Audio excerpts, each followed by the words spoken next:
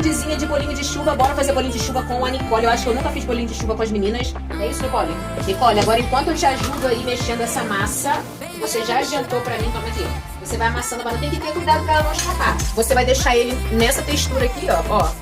Ele tá duro, ele tá mole, ó. Mas também não tá tanto, ó. Ele não desce, ó. Deixa o fogo baixo, vai corando, você vai virando pra ele ir assando por dentro, tá? Eu gosto mais de bolinho de chuva crocante do que dele fofinho.